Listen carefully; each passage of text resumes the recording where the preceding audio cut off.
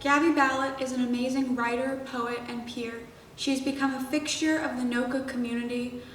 Her writing often focuses on familial dynamics and poignant, beautiful depictions of nature. Gabby is dependable, kind, and incredibly smart. It's been wonderful seeing her grow as a writer these past 3 years, and I'm honored to introduce her. This is a flash fiction piece called Generations. Generations. The day I was born, my dad wore his tan jacket tightly around his body, just as his father did on his birthday. When he picked me up, he swaddled me in the cool brown leather and whispered menthol-scented promises I don't remember. He couldn't remember. When my father died, the jacket was my china set. Still smelling of cool filter kings, it hid my hide, camouflaging me from the form that was unlike him. I traded quiet tears for rage and gentle touches for familiar Muhammad Ali blows. My father's hefty leather secured me from the thoughts I thought were attacking me, fencing them in and away and out and far. Its voice was louder than the yells that boomed in my childhood house of hanging door beads and ceiling Christmas lights. It told me that showing anything other than my strong, blank, staring face was sin. Emotion is a pest, no, a beast. Kill it before it kills you. My sanity ran through my fingers like warm sand. The day my child was born, the jacket was buckled snug around my chest like a bulletproof vest. I looked into those unknowing brown eyes and soft face. Not again, I promised. I took the jacket off and held my son in my bare arms. This piece is a poem called Withholding. Withholding. I freeze on the landing and watch you flee, perhaps towards another. Hands clenching the wrought iron, tears and words locked away. My heartbeat outpaces your feet as you shrink towards an unknown horizon, towards another heart, perhaps not hiding. You waited in the dizzying stillness as the coffee and the sheets grew cold, stuck with me in our white noise, no more growing older together. I shall age with the fern. Please stay, don't go, please stay. My thoughts never reach your ears. They suffocate my movement. You curve around a corner where my eyes cannot see, where my silence cannot reach. You speed away, perhaps towards another. This is an excerpt from a short story about an older couple experiencing memory loss. The Waiting Game. Arthur enters the house from the screened kitchen door. It slams quickly behind him, startling him. He's finished fixing the bird feeder after the squirrels got to it again. His wife is sorting through the kitchen cabinet that sits beside the large open window facing the backyard. Have you seen my copy of The Invisible Man? I had it earlier today. Arthur shakes his head. Nope. Did he look through the bookshelf in the living room? Yeah, I've even looked in my office. Did you look in the freezer? Remember when you put the blender in there? Zip it, buddy. Your brain isn't much better.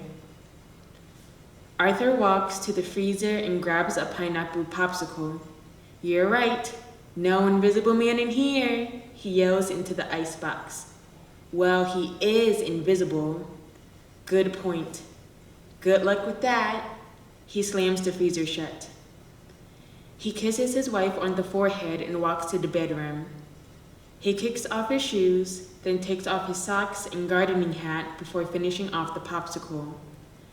As he searches for his missing slipper, his wife sings his name from down the hall. Arthur.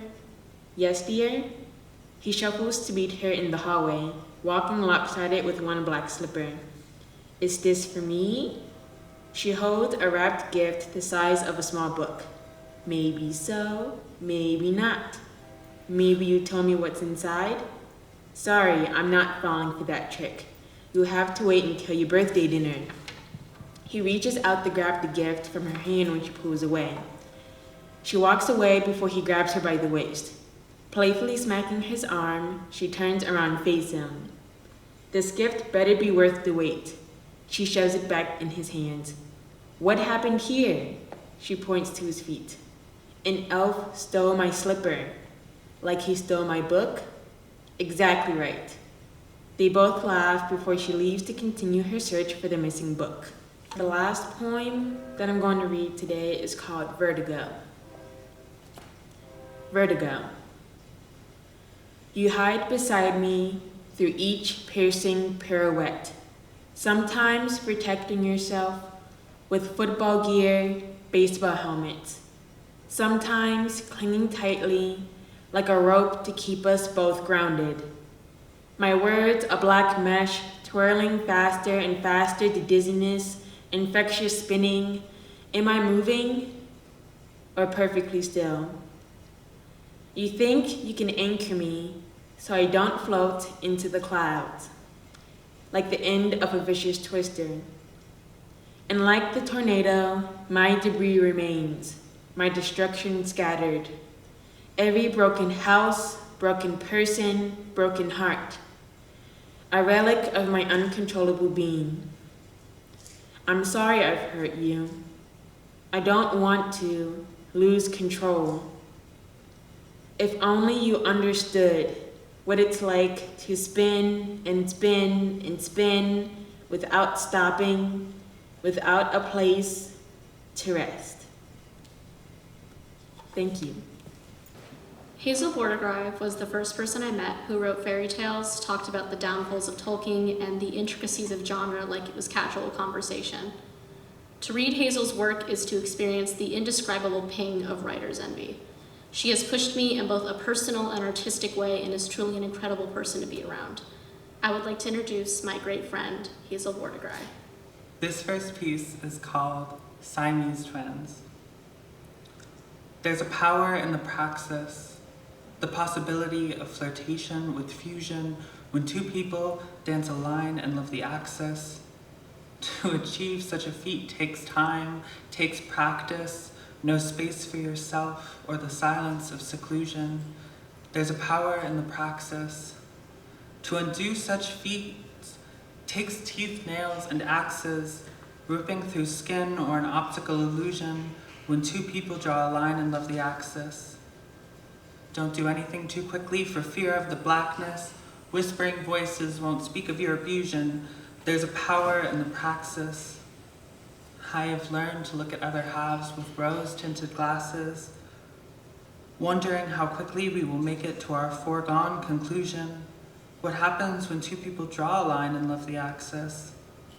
But I could not have picked a better star as my periapsis, a better element to shine in this show of suffusion.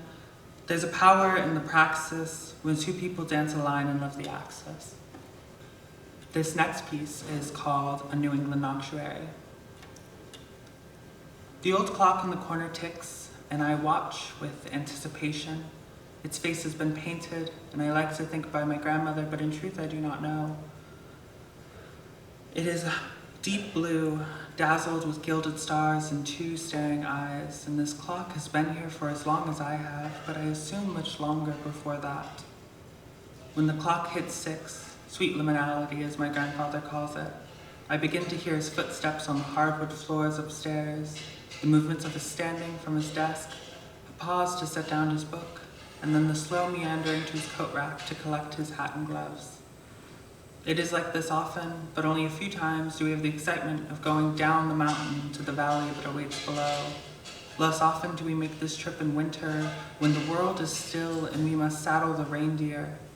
This has only happened 3 times in my life, but it wraps me in such a warm feeling that I hardly notice the biting winds on the way down. We do this to watch the emerald torch make its round, a spectacular astrological event that is as rare as a lesser conjunction. We watch it from a bell tower with a glass dome, an observatory, as my grandfather has called it, though I wonder if this is one of his more fantastical thoughts, as I am dubious to the commonality of these places. This is certainly the only one that I have ever seen. I have asked my grandfather why it is we make the journey, not because I mind, of course. I love our time in the village and often enjoy trading my carved trinkets with the smell of sweet woods for things like bells or sharper tools. When I asked him this question, he laughed. Little one, we travel because it is a much clearer view. But are we not closer on the mountain? A conflicted look crosses his face, but this is brief and he is smiling again. We go because I like for you to see the village and I have friends that I must visit. The friend, of course, is Aloysius, the small man in a red coat. He meets us at the observatory every time we made the midwinter sojourn, and occasionally in spring and summer too. My grandfather tells me that he used to read me fairy tales as a child, and this is something that I may remember. I remember, of all things, a crown of glass and a white serpent, though I do not remember their order or context. My grandfather asks me, and I am back in the cottage. Yes, I have already packed up the sleigh. Should I put on cocoa before we leave? No time, I'm afraid. We are already late. We are always running late. The cabin looks like a citadel from the outside, and its red door stands stark against the white of snow. In truth, though, with its dark wood and tall peaks, it is easy enough to mistake it for part of the mountainside, a small curl of smoke coming from its chimney stacks. My grandfather, despite the golden light of a flashing setting sun, lights 3 lanterns and hangs them in the carriage. This carriage will take us down to the rosewood and into the valley.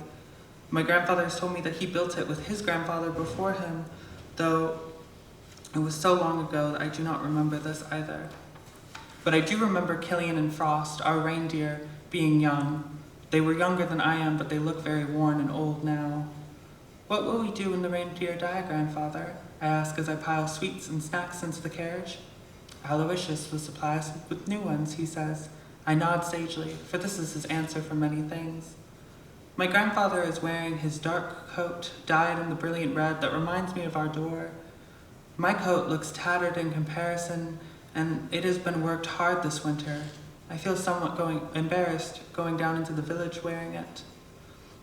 I wonder if my grandfather will buy me a new one as I help him load the books and scrolls of leather-wrapped paper into the carriage before nestling myself amongst the tin boxes and paper-wrapped books. Do we have one for the trip? I ask as I hold up a tome to the light. Yes, he responds, and he pulls a small paperback from his chest pocket and hands it to me. I picked it out myself, he says, as if this is not the way of the world. The book itself is unfamiliar to me, and it takes me a moment to recognize my grandfather's handwriting. One of his field guides. My grandfather has a properly and intelligent man, and had a whole bookshelf of notes and illustrations and paintings he had done himself. I flipped through the book as though it was a sacred text, and as I did so, I felt the carriage lurch to a start. And then my final piece is Petitions to the Mother. Great Mother, who walks on the waters of the Pontchartrain, descend thy crescent crown upon my brow. Purge me with Venusian pearl and abalone. Bless these waters so they may wash from me something that is dead, a spot of ink. Wash me ashore self-actualized, like Aphrodite Urania upon the shores of Cyprus. Breathe into me, ever youthful queen of the dead, so that I may heave a most delicate sigh, like your breath passing through the morning grain.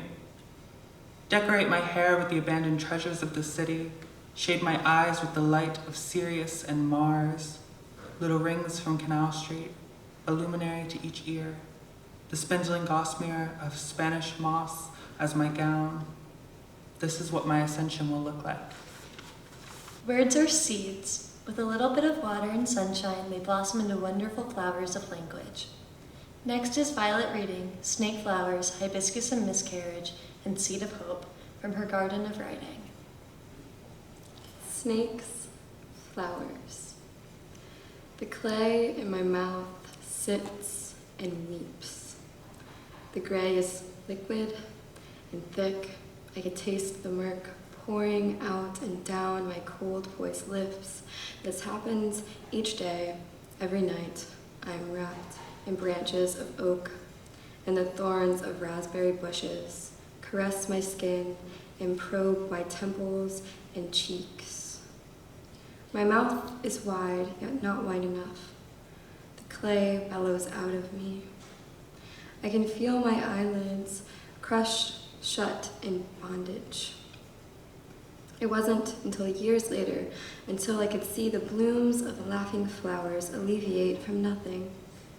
I realized the cycle was permanent, forevermore. I used to nick the stems when they began to sprout.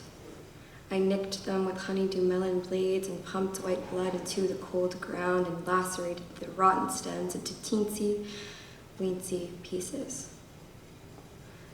I thought the blooms of laughing flowers were evil, yet they were all too pure.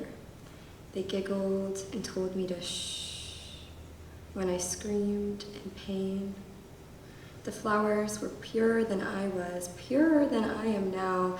I am tainted with impurity, thus clay fills my mouth. And the black, brown moths fly around my head and swarm within my mind. I'm cluttered with buzzing, and birds form their nest on my chest. Their beaks poked through my skin and poked my eyes out with their teeth. The jaguars pounced on me 3 weeks ago. Forevermore, forevermore, when will I be pure again? The rainforest I am in radiates with unpeachable leaves made of tranquil jade dust. The waterways and nippy winds mailed the chestnuts from their mothers into my delicate hands. The air sweeps through me like an alluring, translucent piece of silk in the dusk night hours. Where is this holy grove I have been eagerly waiting for? I take a king-sized gasp for air, and it fills my lungs with happy bliss. I heard a snake dance disco up my leg, and it slithered into my hole, moving up my entire body and out of my ear. The toads croak, the rocks in my mouth chunter and mule with yuck and eek. The eels rattle their tails, and my tongue tastes their slime. I'm wet and covered in slick, clear liquid. I reach for the sky, but the spider webs are wrapped too tightly. My wrists throb, and my heart rate inclines. My eyes shut tight like they were sewn. The crusted clay covers my nostrils until I can no longer breathe. Years later, after thunderstorms, shivering nights, and lightning, the hissing sticks climbed out from my body. The sticks and pebbles poked out from my mouth and anus, and I close my pain and trap it in a translucent bottle filled with water and broken with angry cracks. My hole opens and never shuts. The snake lives within me, for the bottle is broken. The twigs and animals that once grew inside of me poke through my cheeks, but I gash them with honeydew melon blades. The rainforest still yaps and bellows with fear of evergreen snakes. Forevermore, forevermore, the earth envelopes and mails out a punching noise throughout the air. Into my perished, squeaking ears, I sing a song every night in hopes of protection. My teeth chunter and chatter from the pebbles that crunch in my mouth. My gums are full of worms, and I give up. I sing to you to keep me safe. You are all I have left. My pruned body has nothing left of it. I sing to you to keep me sane. My body is melting and throbbing in pain. I sing to you to bring me sugar cane. My empty stomach growls in hunger. I sing to you to stop the thunder. My eyes are gone and my hips are broken. I sing to you to mend the prongs with fresh soil and tokens. I sing to you to keep me safe. Please, oh please, stop this disgrace. I take a mega gasp for air to grace myself with one refreshing moment of freshness and a white flower. with thick, soft petals shoots out my whole body is a whole. I'm purified. The glorification of my existence is shining through the trees. I'm reborn. I soak into the lush of the rainforest grounds, and I become enmeshed, entangled in evergreens forevermore. Am I an embodiment, a figment, or the solution that surrounds me? I let go of the roots that held me, and I set myself free. My next poem is Hibiscus and Miscarriage. We float and gloat, giggle and splash, and prune to soft tunes with a swarm of bees from a radio. We look at the sky and see a partial eclipse. She reaches down with her fingertips. The pink waters twinkle and our movements are slow. We silently stare at the darkening red. She sits with dread. Not her period, but dead. Little Michael coming out. My last poem is Seed of Hope. When the flow of your words is restricted by the movement of your mouth, you can grasp the seed of hope in the palm of your hand, and your roots will begin to ground you. Thank you. The first time I read a piece of Nicole's writing, I was struck by her poise and her deft ability to clearly convey her narratives in a quietly beautiful way. I am proud to present my friend and colleague, Nicole Cloak. I'm going to be reading selected fragments from my essay, The Law of Conservation of Consciousness. If I could, I would forget every explicit memory between the ages of 8 to 15. Forgetting, though such a universal blunder, is often not a suitable excuse for our shortcomings, despite the fact that it is typically unforeseeable and outside of our control. Remembering, too, is typically unforeseeable and outside of our control, the difference being that one has a much higher propensity to cost us things. There is debate as to which one. There are two main theories as to why memories are forgotten. The interference theory suggests that new information replaces old information in the brain. The decay theory suggests that memories deteriorate because the neurons responsible for that memory have weakened due to disuse. Experience is due to an electrical current passing through your neurons. Different neurons are responsible for different sensory perceptions. The act of remembering occurs when specific neurons are reactivated. Explicit memories, which are the memories formed from our own experience, are stored in the hippocampus region of the brain. Memory is considered so prestigious that it has become an international sport. The discipline required to memorize information in mass quantity is impressive. We are often impressed by exceptional control over oneself, be it physically or mentally. Memory, like breathing, is a semi-voluntary action. It does not need you to make it happen. It functions all on its own. For the same reason that it's considered prestigious, memory is also considered inconvenient. Technology continues to advance in ways which relieve us of our responsibility to remember. We no longer remember phone numbers, emails, or passwords ourselves. It's all stored in our devices. Aware of the mind and its unreliability, we have developed tools to circumvent the limitations of our own brains. Dreaming is an essential part of memory. During REM sleep, the neocortex region of the brain reviews the neural connections that form different memories and rids the unnecessary ones, occupied with non-essential connections, which inhibits the ability to store new memories. The brain rids itself of unnecessary information all the time. That is essentially why we forget things. But this often proves troublesome, as we sometimes forget things that are important. What is it that our brains deem important? What is it that we deem important? Why are they sometimes incongruous? In the apparent instances when the brain is discordant with itself, we realize its unreliability. It calls into question the reliability of all other aspects and functions. Can we trust our brains to make the right decisions? Can we trust it to do anything at all? Following our split from chimpanzees, our closest evolutionary relative, portions of our DNA evolved rapidly. These human-accelerated regions are why human brains are much more complex than other organisms, and there are many theories that attempt to explain why they exist. One theory I find somewhat hilarious is Terence Mckenna's stoned ape theory.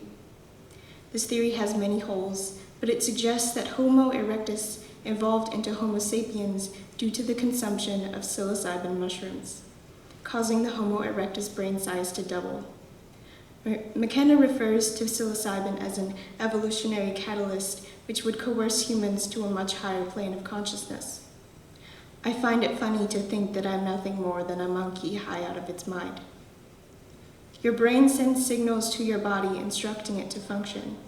Your heart beats, your ears hear, your hair grows. You are not responsible for any of it. It functions outside of your will. You are not doing it, it is happening to you. I suppose then, I have no choice but to remember every explicit memory between the ages of 8 to 15. Abiogenesis describes the act of non-living becoming living. There is more non-living than there is living. We begin as non-living and end as non-living, so it would seem that life is anomalous. It seems almost ingratuitous how easily the involuntary condition of life becomes apparent to us. The distinction between living and non-living is unclear. It makes sense to us that viruses would be alive since they move around on their own, but scientifically they don't meet the criteria. It is not unreasonable to believe that consciousness is indicative of life. It, too, is difficult to define, and the distinction between the conscious and the non-conscious is also very unclear. Consciousness is defined as the awareness of oneself and surroundings. Essentially, scientists work backwards to study the nature of consciousness, defining different levels, with humans being the highest. We cannot pinpoint an origin, if there's an origin at all. Consciousness, too, is involuntary. Some believe that evolutionarily, consciousness developed as a mechanism for survival. One must be aware of their surroundings in order to find food and avoid danger. Eventually, beings develop the ability to understand the position of themselves in relation to their surroundings, which occurred with the development of sight.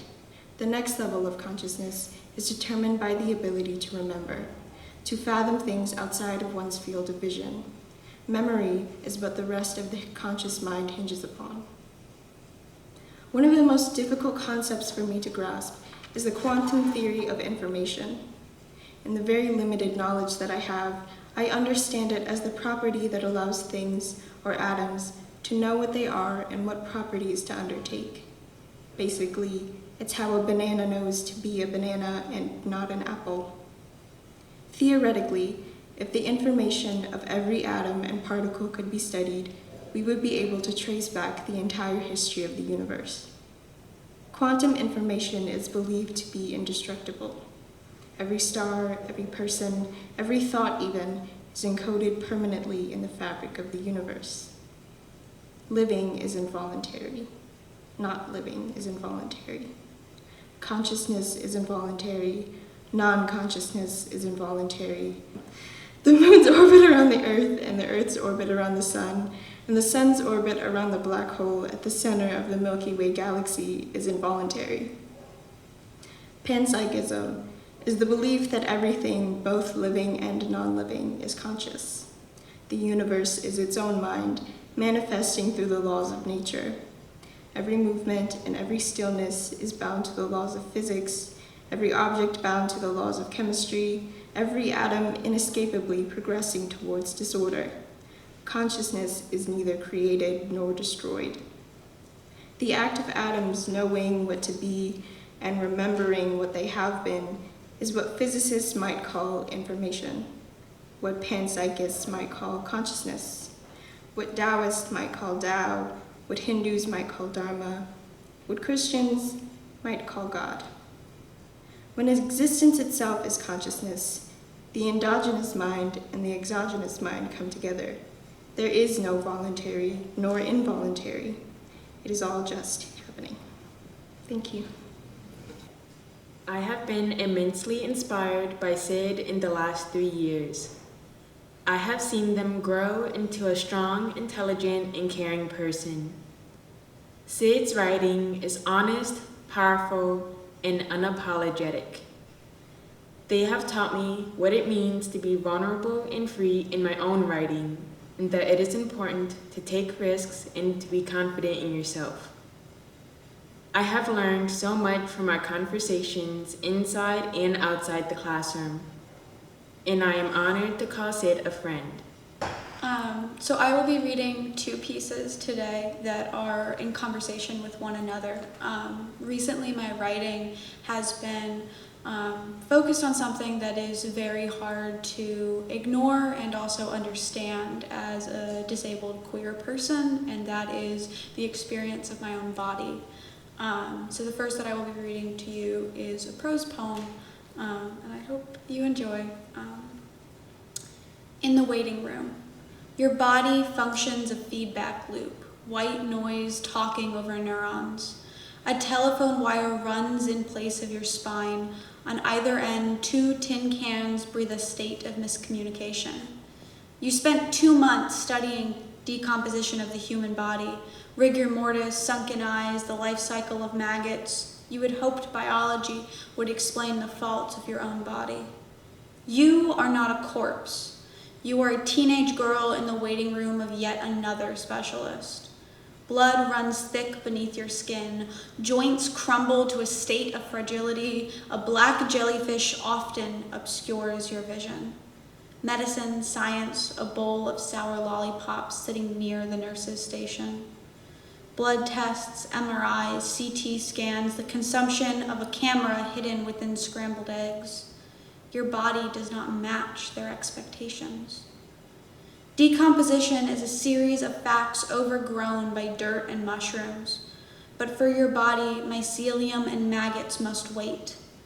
The specialist listens to your heart and presses on your stomach. Your body functions a feedback loop, white noise talking over neurons. That's my first piece. My second piece is longer, and it's an excerpt from an essay that I've been working on for a while now. I guess I'll just get into it. Bodies of water. I spent New Year's Eve at a party on a levee. We shot off bottle rockets and drank fake champagne. It is one of the last parties we had together before graduating high school. The other teenagers and I walk along the heavy flood wall of the levee as we laugh and tell stories about our classmates. We often hold our parties here. The levee functions as a backyard to our friend with the nicest house. The grass hill leading up to it is covered in mud. At night, standing or sitting on the flood wall, it is easy to see the river's water, though it is not beautiful or serene. My friends are focused on the fireworks. I am acutely aware of the water and the migraine I can feel building in my skull. When I get home, I will need a dark room and soft sounds. My joints are not happy either. Walking through mud and climbing are not actions my body agrees with. Even my stomach is revolting against this night. My friends are debating comic book lore, and someone is playing music I can barely hear from their phone. A handful of us, myself included, are dressed in obscure costumes. Despite being awkwardly hit on by someone's older brother, the party has, overall, been fun. A few hours in, and I'm already thinking about how soon I can ask the friend who drove me here to take me home. My eyes keep going back to the water. No matter where you are in this city, you have to be aware of it. The mouth of the Mississippi is what made this city viable in the first place. The only way to travel in New Orleans is to orient yourself to the water, the lake on one side, the river on the other. It is impossible to write about New Orleans without breaching the subject. The third New Orleans house I have lived in, the house my parents bought when I was 8, had its first floor flooded during Katrina. The water damage is still visible. When you walk down the stairs, you can see where the water line stopped. The last 2 years, I have been taken down these stairs by EMTs once each December. I last another hour at the party before I tell my friend I need to go home. My body falls short of keeping up with my peers. Even climbing up the flood wall took the help of 2 friends. I cannot run or dance with any sort of beauty or precision. When walking around this levee or my own neighborhood, my body ebbs in pain. It is impossible to write about my body without acknowledging pain. I make peace with this extra hour adding to the way I ache.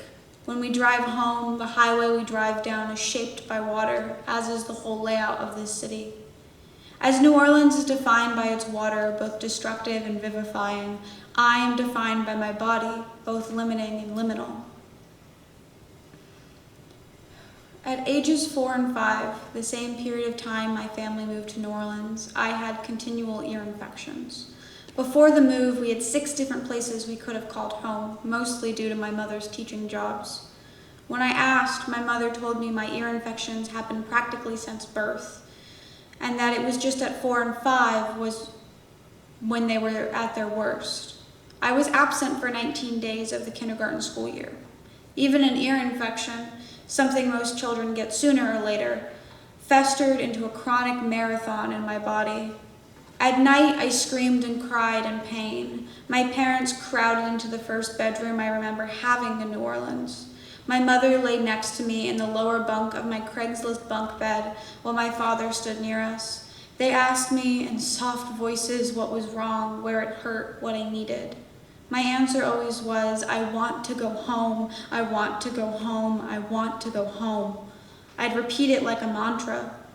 They asked me where home was. We were in my bedroom in our house. There was no other place to take me home to. Truthfully, I never had an answer. In my head, I ran through every city, house, apartment we had lived in. The apartment in Tucson where my parents brought me home from the hospital. The house in the suburbs outside of London where I ran around the dining table pretending to be a firework. The Seattle house where I built a teeny tiny snowman in the backyard. Or even the places in California where my grandparents lived, one set north in a large house, the other south in a Los Angeles apartment. None of these places were the home I wanted to go to, but I'd pick one at random to tell my parents. I didn't know how to explain it then.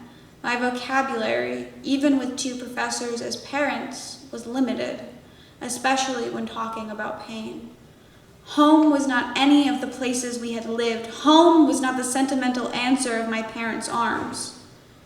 At 4 and 5, I knew that this place, New Orleans, our small yellow house, could not be what home is.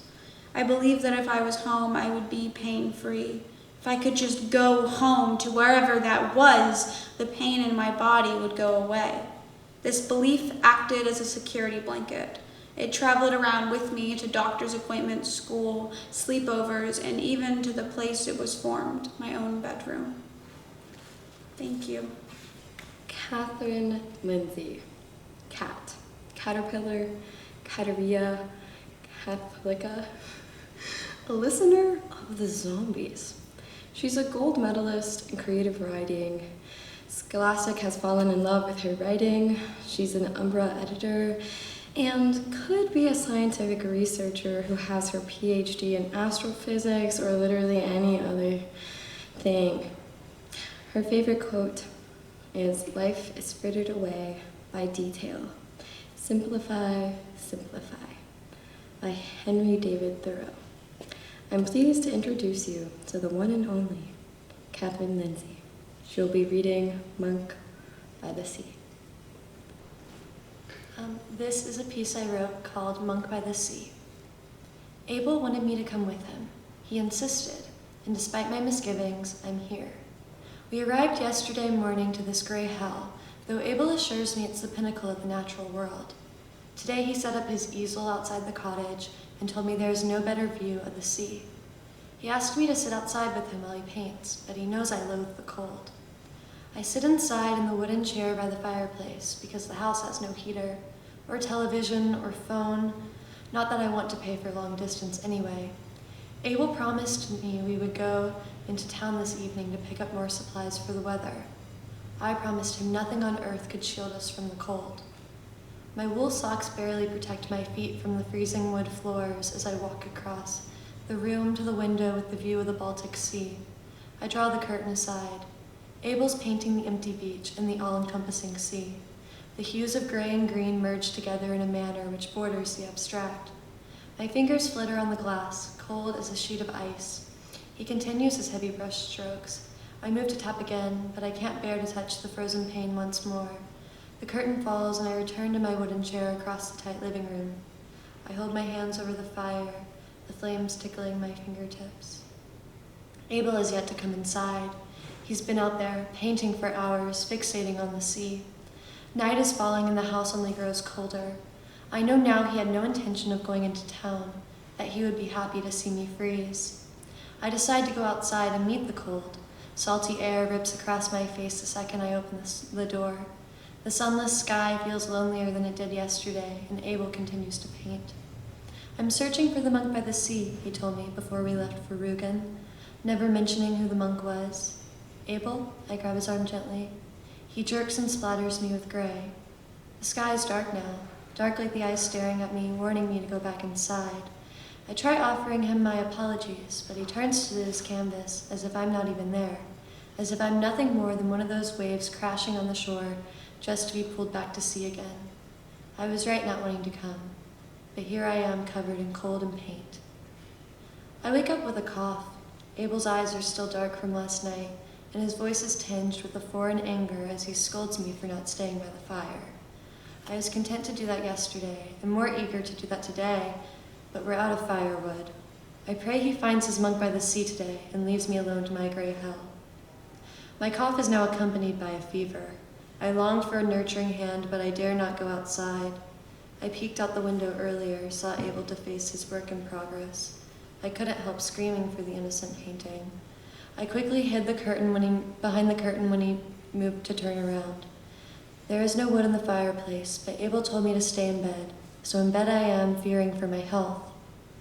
The quilt is no longer warm enough to shield me from winter, and outside air keeps throwing open the window above the bed. I know I should leave Abel to his art, but how can he leave me to this chill? How can he paint when the walls around me are shivering? I step out of bed with the quilt dragging behind me. To what end must I endure the suffering? I walk through the living room, the fireplace still bare. Until he finds his monk by the sea? My hands are on the door. I reintroduce myself to the outside world. Abel walks towards me, focusing on nothing, carrying an axe in one hand. I shut the door quickly and run to the bed where I promised I would stay. I cover myself entirely with the frayed quilt, pulling it way over my head. The door bursts open. The cold takes hold of me at once, and I twist out of the bedroom window. My sleeping gown catches on the sill. I slip out of it and run for the beach. There is a monk by the sea, reflecting on nothing, blinded by sublimity. I try to follow his same careful steps, placing my bare feet in the cold sand of his wood-soled shoe prints, the length of a single step far outreaching my own, and his strides keep him several yards ahead of me, the jade water and the sticky sand swallowing his black robe.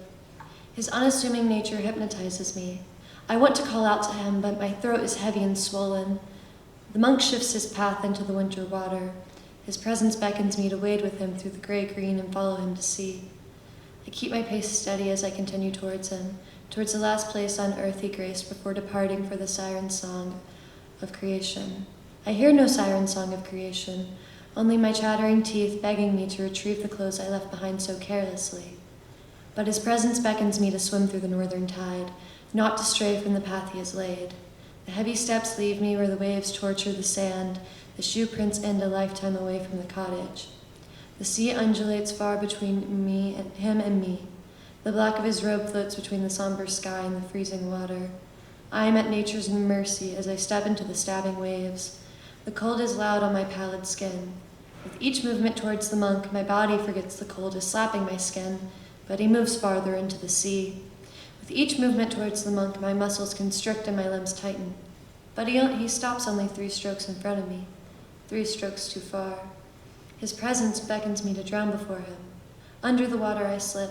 The salt stings my eyes and I reach for the black robe. It dissolves in my hand.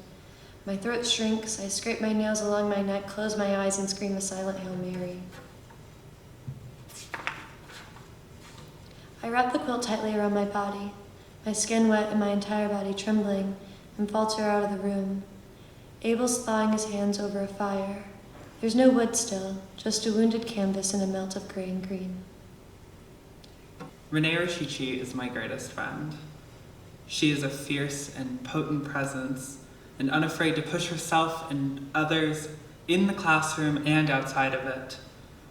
During our time together at NOCA, I have had the pleasure of watching her artistic voice grow into a beautiful and bleary daydream, taking me to places as familiar as the 1950s and as strange as her cut in the clearing. It is my pleasure to introduce America's next great novelist, Renee Rashichi. I will be reading the first fragment from a fragmented essay I wrote called Technicolor Mommy. On Little Fictions. I write for the contemporary mind and the magical soul. A walking clock, a woman on fire, and a flying chair, all in color no less. But they go nowhere. These startups, these fragments, they take up shelf space in my mind and clutter my notebooks. Better to write them than to say them. I imagine Joan Didion's fictional houses to be tall glass structures, haphazardly set off from a yellowing canyon, somewhere in a desert where water is a mirage and birds are nuanced. I wish to live in song, where those very birds may come to the water's edge and tell me how the world came to be. Where is your God? I would ask. Stuck in a tower on top of a book of scripture, one or all the birds would answer. I borrow from myself. I take from myself, small things. I steal from my body of work, small things, to feed other hungrier, smaller, scarier monsters. All projects are starving in the eyes of an artist. The ebb and flow of original thought and mindless pontification truly scare me. Recently, I adapted a 23-page short story about women, kitchens, and Audrey Hepburn into a 12-page script. I changed the time period to the late 70s, so Coke would be more fashionable. But I didn't like what that did to the strong-willed men I wrote, so I decided to scrap the whole thing and go on to writing about dead girls who fall in love with other dead girls. I think there are too many pink houses in the South, and I don't care who knows it. I tell it to my cast of characters every day. Everyone likes my color palette, but I think it's anything but special. A mere mention of green and pink hues on the walls and your biggest critic's orgasm. You'd think with all the literature that invokes pink, the color would be used up. These pinkets, they fall numb in the hands of a painter, but like silly putty in that of a writer. Give a writer a dog's bone and they'll tell you the dog stole it from a crocodile with orange and purple scales. A friend once told me, you're like Didion if she wrote about the fantastical. I told her she'd never read Didion and she should leave the house more. I recently came across a troubling line in a work-in-progress collection of one-liners and useless dialogue. She had been a royalist on the politics of suffering in a rubbical head cold. It's Nixon versus Kennedy all over again. I wish everyone knew how loud I scream when I am alone. I like to think in some alternative universe there are Jane Austen novels never read because they aren't written by Jane Eyre. 2 years ago, I wrote, I imagine all the happiness in the world to be far off in a piece of gum, scraped from the bottom of a man's shoe. Later, sometime in November, maybe February, I added, a small bird descends upon the piece of gum, tears it apart, leaving the concept of joy to mankind. I know things are getting bad again when I take fragments from my nonfiction and scribble my character's name next to them, because it makes more sense coming out of their mouth than mine. At least this way someone will listen. The art of shattering the fourth wall. I told Lorelei Fisher, one of my more curious women I've written, to say, I've dreamed of being too rich to be an artist, stuck, the rest of my life being thanked for authenticity and applauded for time's sake. I feel as if I've tricked her in all the lying women I create into saying the most out of context one-liners, highlights from the many conversations I have with myself. So, okay. The second piece is, it's a fragment from a novel I've been writing for the past year. Just to give as much context as I can, this is written from the point of view of Myrna Mackis. She is trying to find her friend Santak, and she stumbled into a subdivision, and they're letting her stay in one of the houses. The Cottage on Peach Street, Installment 1, Pink Houses. Upstream swimming in mismatched furniture. I step into the home that might as well be my own, and I should refer to it as such. My home, blue as a robin's egg, has wainscot finishings and architectural design that could only belong to a generic model that predated any sort of authenticity. The interior bears even more disturbing inaccuracy. His and her towels in all 3 bathrooms, 2 of them Jack and Jill, and doubles of every furniture piece. Was I wrong to not bring a family? I feel pejoratively nouned, the duty of wife unfulfilled. The cupboards prove themselves to be empty besides a box of brownie mix and a state-of-the-art mixing bowl. I mustn't set out now. Tired and hung up dry from the previous morning and night's adventure, I'd hate for my ever-forgiving neighbors to think me a woman of the wood, a delusional delinquent muddying their sanctuary, stepping on all the wrong stones. Instead, defeat. I rest my head and drift off, pleading to any wandering spirit that will listen that Santak's oasis from domestics is proving better than mine. Spiders lay in webs, but there's an itch on my back where a spider would lay. A voice. The spot, the itch, is where if a spider were to fall from the ceiling, it wouldn't go unnoticed. I awake. Someone would see it. A battered woman sits at the foot of my bed. Why don't I feel it? The battered woman's fingers wrestle with the laces of my brown leather shoes, my last good pair. No, I feel it. The woman's face meets mine, but no apology for the rude entrance follows. I jerk in hopes of frightening my visitor, but she doesn't waver from her story. I feel it move with the draft in the room. I feel its eyes mapping out a plan of escape or perhaps entry through the hairs that stand like soldiers on my neck. Heart held in hand, she looks as if she's seen 1,000 daggers to the eyes. Her nose is charred, and if I were to touch her skin, I'm sure the texture would be no different than my shoes that she's now double knotted. I feel it growing, pulsating with every jolt and shake I give the duvet cover, but it's out of sight, out of reach, because unlike the spider, I am not cunning. I want to flee, but I feel as if she isn't a woman to fear. She's come to tell a story, and I am her captive audience. My eyes stay lame on my face. They refuse to roll down my body like chips chucked on a dice board. I cannot see the spot, therefore I do not know the thought. A spider lays on my back and it itches. I promised myself to sort these types of things out before calling for my husband, but there's an itch on my back and it could be a spider, but never is. Sometimes an itch is an itch, my husband would say, and sometimes smoke has no origin. Remember, he would say, smoke doesn't inspire fire. It's merely a warning to the orange rage and yellow destruction that lay ahead. This I knew. The woman stops, her face remains in an awkward position and her hands freeze, halting her meticulous knotting and unknotting of my shoelaces. Yes, she calls out. The woman looks to the east corner of the room, a corner I have not yet investigated. There's a nice emerald green satin scarf draped over a coat rack and a pair of blue loafers at the base. Odd to have such articles in a private room rather than by the front door. Am I meant to walk through the living room and down the hall to my bedroom in order to be rid of my scarf and shoes? Surely I would be tired from my strenuous day and would eventually start to drop my exterior layers by the doormat rather than trudge them through the first half of the house. Surely when I have people over, they will scoff at such a mess and whisper about my lack of tidiness while I'm fixing cocktails and finger sandwiches in the kitchen. Of course, I will never host parties or garner friends to gossip about my disagreeable qualities. I have one friend, and she's fallen into the sound, lost in the noise of the world, waiting to be chewed up and spit out again. In a way, this perfectly flawed design, this horrid placement of furniture, is the only sense of self-identification in this inescapable domestic sphere that is Togglewood Bay. The woman makes an effort to move, but it's as if her feet are tied to the ground, woven into the floorboards. She manages to drop my shoes. They make a large thud against the ground. The woman jerks forward.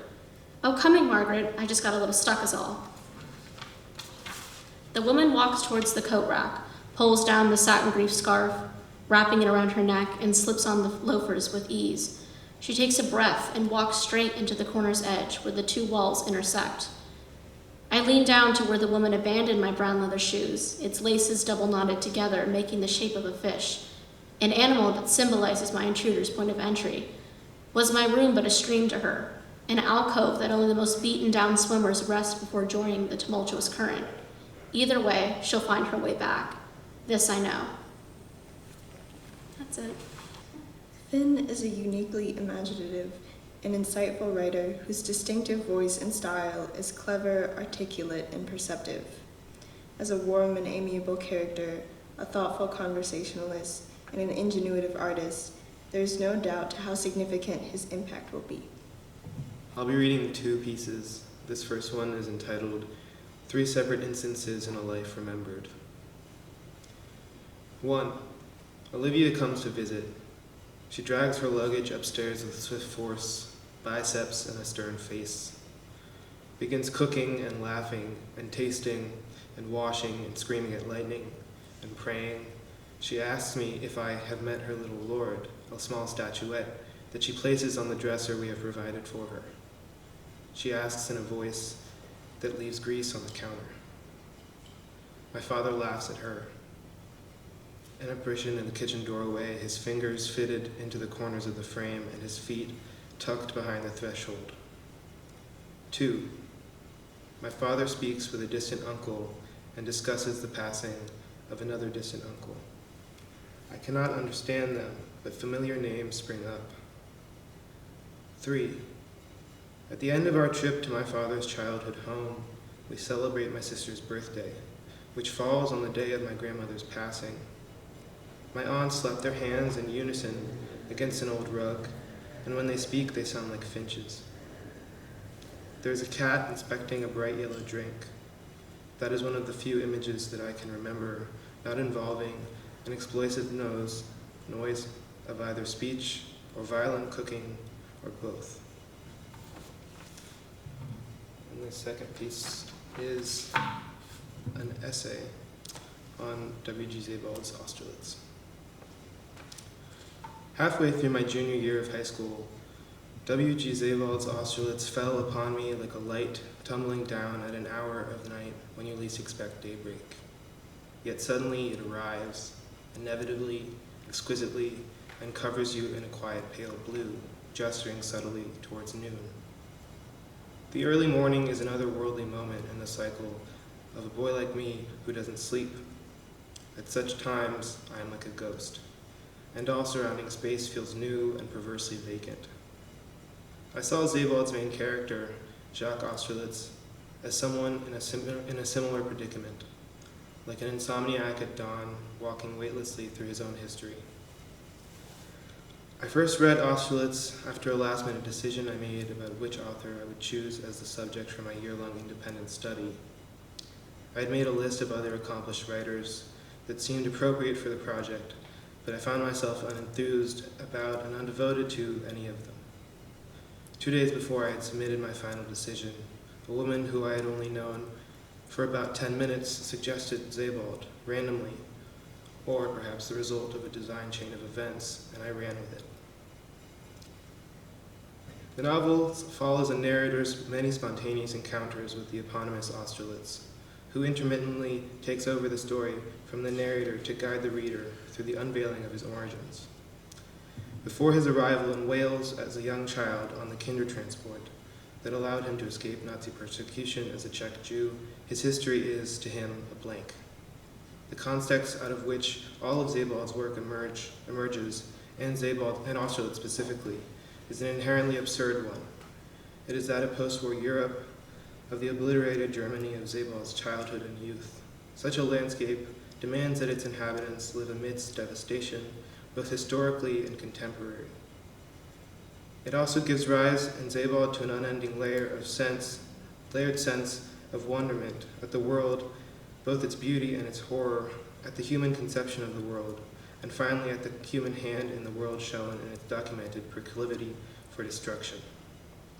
Zabald conveys this complex sense of wonderment through the character of Austerlitz. The predicament that Zabald faces is the paradoxical need to represent the human tendency to destroy and to address in language the ultimate manifestation of this tendency, so often deemed unspeakable, the Holocaust. What Zabald is up against in his attempt to make sense of atrocity and to navigate the challenges of expressing difficult experience from a temporally distant perspective is also something Ludwig Wittgenstein, the philosopher whose eyes are pictured on the 5th page of the novel, takes up in his lecture on ethics. In the piece, Wittgenstein claims that when we talk about things that matter to us ethically or spiritually, saying what we mean in the way that we mean them and want to express them means saying things that just don't make logical sense. It is nonsense, he says, to say that I wonder at the existence of the world, because I cannot imagine it not existing. He goes on later to say, I see now that these nonsensical expressions were not nonsensical because I had not found the correct expressions, but that their nonsensicality was their very essence. For all I wanted to do with them was just to go beyond the world, and that is to say beyond significant language.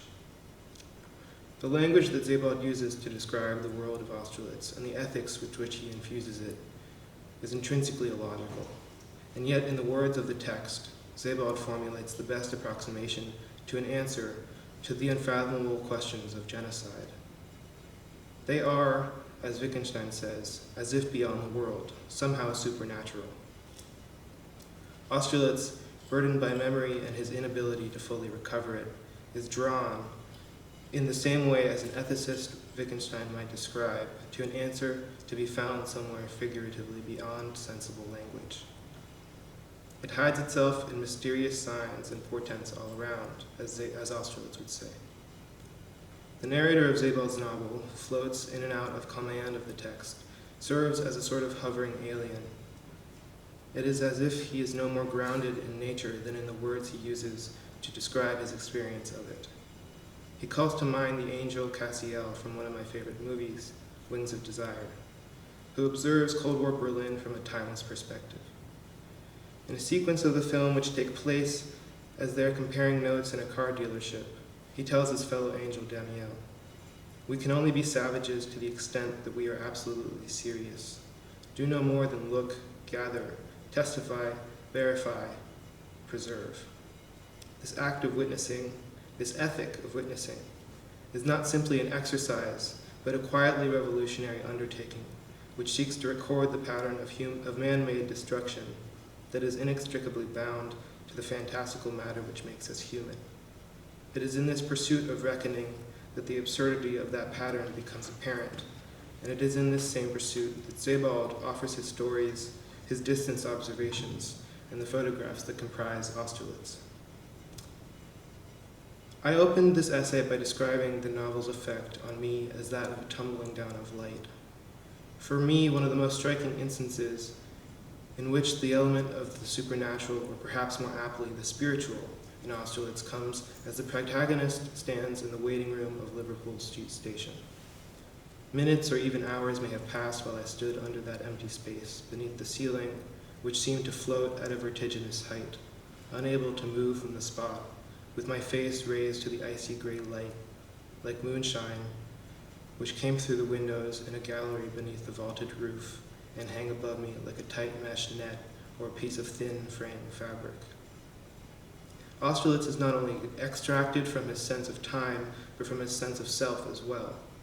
The vision of light shifts his focus to a kind of force majeure that transfixes him. I wrote this essay before and after the arrival of Hurricane Zeta on the city of New Orleans. As a Category 2 storm, there was some pressure to be prepared, but no sense of impeding catastrophe. In the end, the storm didn't linger especially long in the skies above the city, nor did it drop as much rain as it might have. But its powerful winds left most households without power in their wake. It was only during the storm, after our lights flickered, shut off, turned on again, and in one last gasp before they went out for good, that my family realized that most of our flashlights didn't work, and any candles we had on hand were all used up. We went out while the eye hovered over the city, circling in search of a gas station, any store at all, really, that might still have power. After passing by numerous shuttered establishments, we came upon St. Charles Discount, the only gas station whose neon sign, though only sporting 2/3 of its letters, was still glowing. My dad pulled up to the pump, and my sister and mother went in to buy the supplies we needed. I stayed outside. It was only once we got to the gas station that I realized we were all standing in the eye of the hurricane.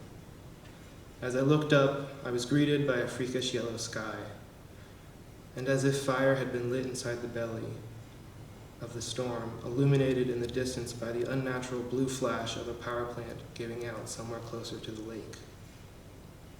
What the color of the sky, the wind gust, and the fallen trees inspired in me was not a sense of fear, but a sense of distraction from myself. I had the feeling that I was a shadow frozen where I stood amidst the supreme, potentially devastating forces exerting themselves on the world around me, such as I had never witnessed before. When I drove around the following evening, hypnotized by a muted, unrecognizable city, I once again shifted into this mode of self-estrangement. It is that same feeling of hollowness or spiritual insignificance that develops when you are speaking a language that you barely know, or when you are navigating through a place you have never been to, or, as it is in Zabal's work, investigating a trauma that you cannot comprehend. Austerlitz is groundbreaking because it is the prime example I have found of a text that manages to address the spiritual tendency that I am drawn to explore, but cannot easily access due to the limits of my own language and the jaded reservations of modern life. I consider it a great book because it does not cede to the simple answers to the big questions of existence. Instead, it possesses a certain negative capability to accept doubt, to turn its palms to the sky, an ultimately mystical capability.